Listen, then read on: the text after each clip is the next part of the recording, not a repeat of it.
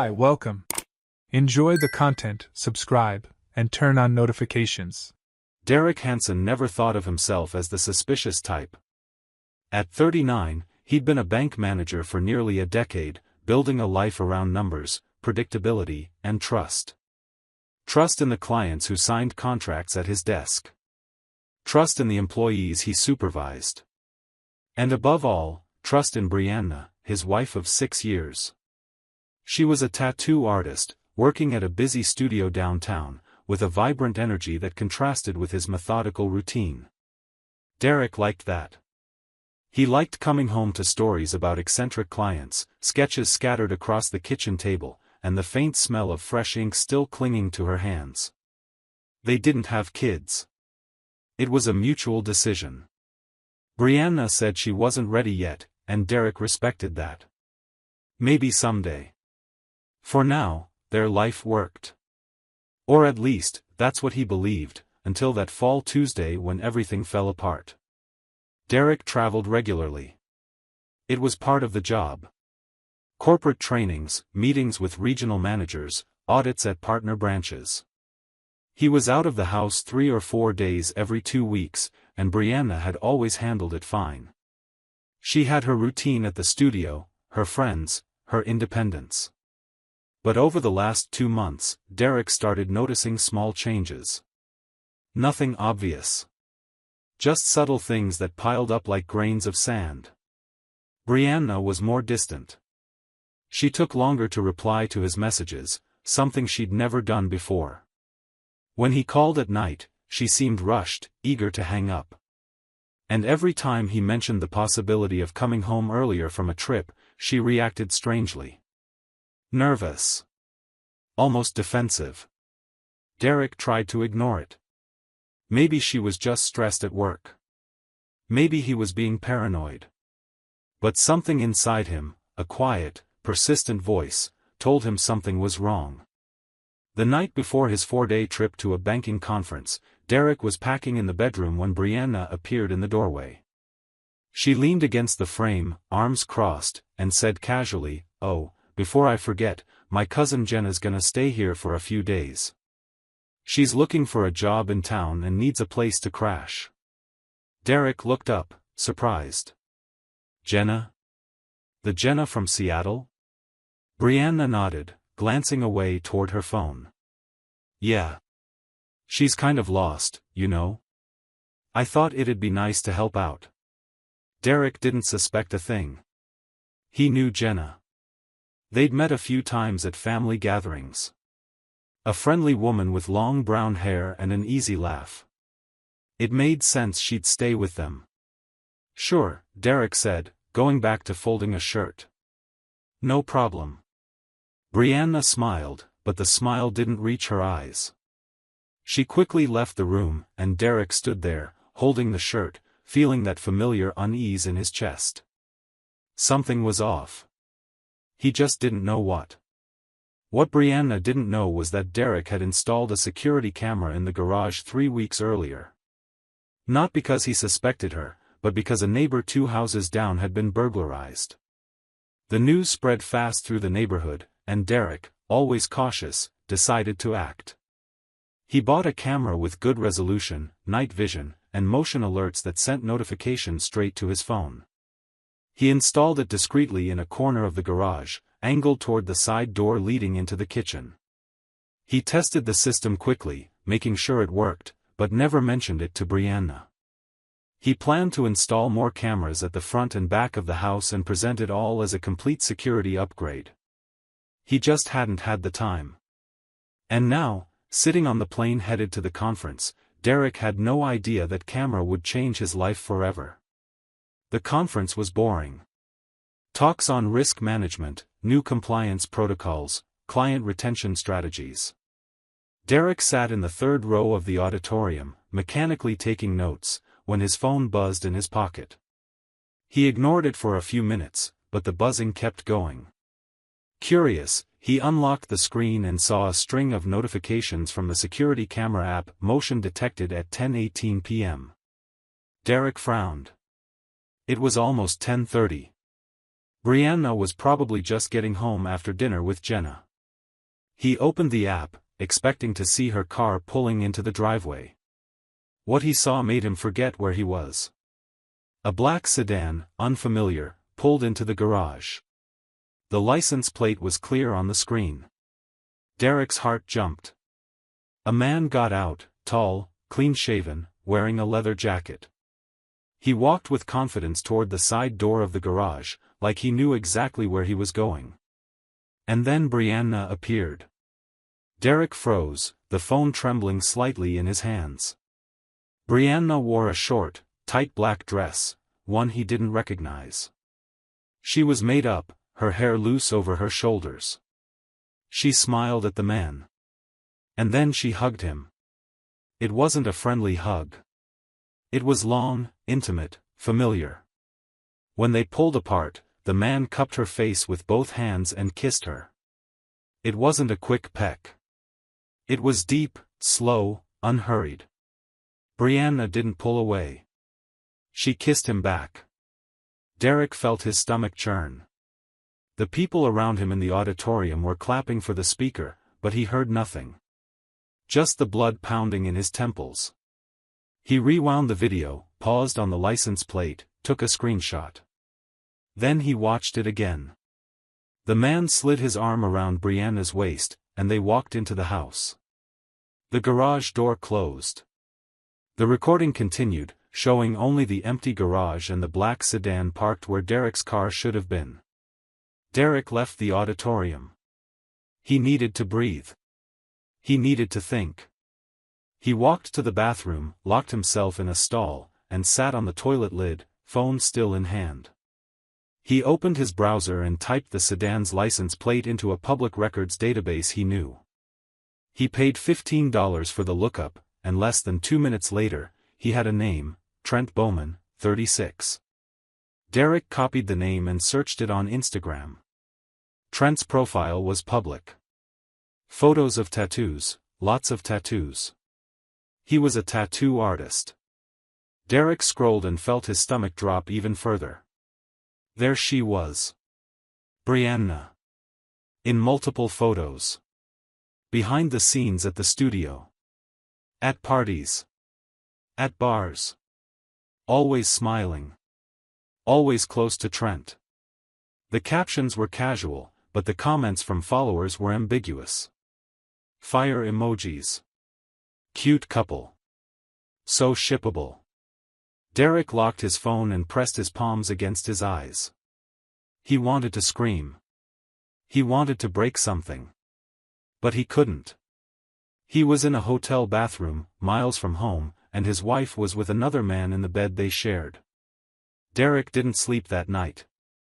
He went back to his hotel room, lay on the bed, and stared at the ceiling, the phone beside his pillow. He reopened the camera app over and over, watching the video again and again, as if hoping the scene would change. But it didn't. It always ended the same way, Brianna and Trent walking into the house together. Derek thought about calling her. About confronting her over the phone. But no, he wanted to see her face. He wanted her to know he knew. He wanted answers, but above all, he wanted her to feel the weight of her betrayal right in front of him. At 4 a.m., Derek made a decision. He pulled out his laptop, logged into the airline's website, and rebooked his flight. He canceled the last panel of the conference, invented a family emergency, and booked a seat on the 11:45 p.m. flight. He'd be home in the early hours. Without warning. Without giving Brianna time to hide anything. Derek closed the laptop, lay back down, and for the first time in hours, he felt something besides pain. He felt anger. And determination. The flight felt endless. Derek couldn't read. Couldn't watch anything. He just sat by the window, staring into nothing, mentally rehearsing what he'd say. Part of him still hoped there was an explanation, that Trent was just a friend, that the kiss was a misunderstanding. But he knew he was lying to himself. There was no misunderstanding. No innocent explanation. Brianna was cheating on him. In their house. In their bed. While he was away working, trusting her, she was with another man. Derek clenched his fists, his nails digging into his palms. He took a deep breath, trying to hold back the rage building inside him like a wave about to break. The plane landed at 2:40 a.m. Derek grabbed his bag, hurried through customs, and went straight to the parking lot. He got in his car, started the engine, and drove in silence down empty streets. The city was asleep. Streetlights cast orange circles on the wet asphalt from a recent rain. Derek drove slowly to his street. When he turned the corner, he saw the black sedan parked in the garage. His stomach twisted again. He pulled over 2 houses down, turned off the engine, and sat there for a moment, hands on the wheel, heart pounding. Then he grabbed his bag, stepped out of the car, and walked to the house. The front door was locked. He quietly unlocked it, stepped inside, and shut the door behind him without a sound. The house was silent. Just the low hum of the refrigerator in the kitchen. Derek climbed the stairs, each step creaking faintly under his weight. He paused at the top, listening. Nothing. He walked to the master bedroom. The door was slightly open. He pushed it slowly. Brianna was asleep. But she wasn't alone. Trent Bowman was lying beside her, his back to the door, one arm flung over the pillow. Derek felt a wave of heat rise up his neck. He walked into the room, crossed to the wall, and flipped on the light. Brianna jolted awake, blinking in confusion. When her eyes focused on Derek standing at the foot of the bed, she went pale. Trent woke up with her movement, turned over, and saw Derek. For a second, no one spoke. The silence was deafening. Then Derek spoke, his voice low, cold, laced with sarcasm. "So this is Jenna? Funny, I remember her differently. I thought she had longer hair, and was a woman." Brianna tried to speak, but the words tumbled out jumbled and senseless. "Derek, I can explain, this isn't," Derek raised his hand, cutting her off. "No. You can't explain. There is no explanation." He pulled his phone from his pocket, unlocked it, and opened the security camera video. He turned the screen toward her. "I saw it all, Brianna. Every second. The kiss. You both walking in. Everything." Brianna covered her face with her hands, tears filling her eyes. Trent, on the other hand, tried to stay composed. He sat up in bed, pulling on only boxers and a t-shirt. "Look, man, this is complicated," but Derek took a step forward, and Trent instinctively pulled back. "Complicated?" Derek laughed, but there was no humor in it. "Complicated is planning a mortgage. Complicated is dealing with a federal audit. This isn't complicated, Trent. This is betrayal. This is you sleeping with another man's wife, in his house, in his bed, while he's away working." Trent tried to respond, but Derek cut him off again. "You work at the same studio as her, right? Trent Bowman, tattoo artist. I know who you are. I've seen your photos with her on Instagram. I've seen the comments. I've seen everything." Trent swallowed hard. I think I should go." Derek blocked the door with his body. "You're not going anywhere until I'm done talking."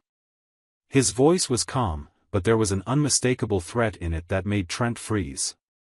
"You destroyed a family today, Trent. 6 years of marriage. 6 years of trust. And for what? Because you wanted to sleep with another man's wife? Because you thought you could?" Derek took another step forward. "I hope it was worth it. Because when I walk out of here, I'm making sure everyone knows exactly who you are and what you did." Brianna got out of bed, desperate. "Derek, please, listen to me. I made a mistake. A terrible one. But I still love you. We can fix this." Derek turned to her, and the expression on his face made her shrink back. You love me? He laughed again, bitter. You love me so much you brought another man into our house? Into our bed? Lied about your cousin Jenna coming to stay just so you had an excuse if someone saw his car? You planned this, Brianna. This wasn't a mistake. It was a choice. She started crying, sobbing. I felt alone. You're always traveling, always busy. I just wanted to feel desired again. Derek shook his head, the anger giving way to something worse, disappointment. So it's my fault? I work to support this house, this life you love so much, and it's my fault. He took a step back, away from the door. Get out, Trent. Now. Trent didn't wait. He grabbed his pants off the floor, slipped them on, and practically ran out of the room. Derek heard the front door slam seconds later, followed by the sound of the sedan's engine starting and driving away. Brianna sat on the edge of the bed, crying, hands covering her face. Derek stood there, looking at her, feeling a deep, almost paralyzing sadness. This was the woman he'd married.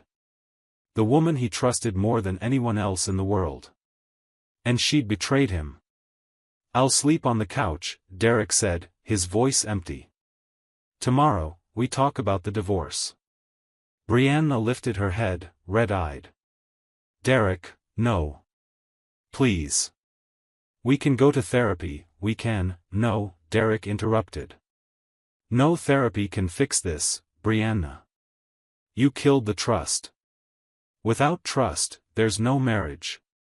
He left the room, walked down the stairs, and lay down on the living room sofa, still dressed, his bag tossed on the floor beside him. He didn't sleep. He just lay there, staring at the ceiling, listening to Brianna's muffled sobs upstairs. The next morning, Derek woke early, took a shower in the downstairs bathroom, and put on a clean suit. He made coffee, sat at the kitchen table, and called his lawyer. He explained everything in detail, the security footage, the screenshots, all of it. The lawyer, an experienced, pragmatic man, said Derek had a solid case for divorce based on adultery, and the evidence would make the process easier. Derek thanked him, hung up, and drank his coffee in silence. Brianna came down a little while later, eyes swollen, face pale. She tried to speak, but Derek raised his hand. I don't want to hear excuses. I just wanted to let you know I've contacted my lawyer. You'll receive the divorce papers in the next few days. I suggest you hire one too. Brianna sat at the table, head down. What about the house? We'll sell it. Split the assets according to the law. But with the proof I have, don't expect to walk away with half of everything. Derek finished his coffee and stood up. I'll stay at a hotel while we sort this out. I don't want to sleep here anymore. But Derek didn't stop there. He wasn't naturally vengeful, but he wasn't stupid either. He went back to Trent's Instagram and did a deeper search. He found out Trent was married. His wife's name was Angela, and they had a 3-year-old son. Derek felt a pang of guilt, but pushed it away quickly. Angela deserved to know the truth, just as he had. He downloaded the security footage, edited it down to only the relevant parts, the kiss, the two of them entering the house, and sent it as a direct message to Angela, along with a brief note. He didn't wait for a reply. He just sent it and blocked her. 2 weeks later, Derek heard through mutual friends that Angela had filed for divorce. Trent lost custody of his son and was forced to move. More than that, the story spread through the tattoo studio where he and Brianna worked. Clients started avoiding him. Some even left negative online reviews mentioning personal lack of ethics. The studio, worried about its reputation, asked Trent to leave. He ended up taking a job in a neighboring town, far from everyone and everything. Brianna, meanwhile, suffered consequences too. She lost several clients, especially married women who didn't want to be served by someone who'd cheated so blatantly. The story had leaked, and in a tight-knit community of tattoo artists and creatives, gossip traveled fast. The divorce process moved quickly. Derek presented all the evidence, and the judge ruled in his favor on asset division. He kept most of the investments, and the house sold for a fair price.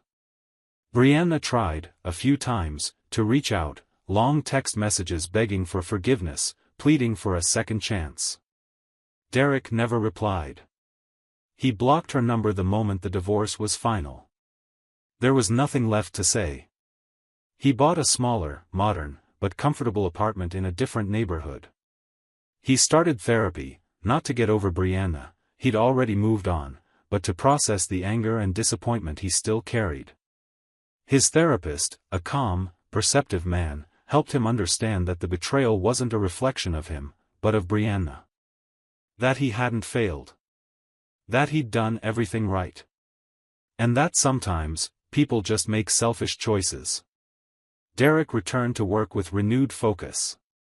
He was promoted to regional manager 6 months after the divorce, a promotion he'd been chasing for years. He traveled even more now, but he didn't mind. The work kept him busy, kept him sane. He started going out again, meeting new people. He wasn't looking for a serious relationship, not yet, but he was open to the possibility. He learned to trust again, but differently. More cautious. More aware. He'd never be naive again. A year after the separation, Derek sat on his apartment balcony, sipping a cold beer and watching the sunset. He thought about Brianna. Not with anger, not with sadness. Just with quiet acceptance. She'd made a choice. And he'd made another. He chose not to tolerate betrayal. He chose not to pretend everything was fine. He chose not to stay in a marriage built on lies. And above all, he chose to reclaim his dignity. Derek finished his beer, set the empty bottle on the table, and smiled. Not a bitter smile, but one of relief. He was free. Free from the lies. Free from the pain. Free to start over. And that, he realized, was the best revenge of all. Not destroying Brianna's or Trent's lives, even though they'd reaped the consequences of their actions, but rebuilding his own. With dignity. With purpose. With the certainty that he'd done the right thing. Derek stood up, walked inside, and closed the balcony door behind him. The past was behind him. And for the first time in a long time, the future felt promising. Thank you for watching the video. If you enjoyed it, don't forget to subscribe to the channel and turn on notifications so you won't miss any updates. See you next time.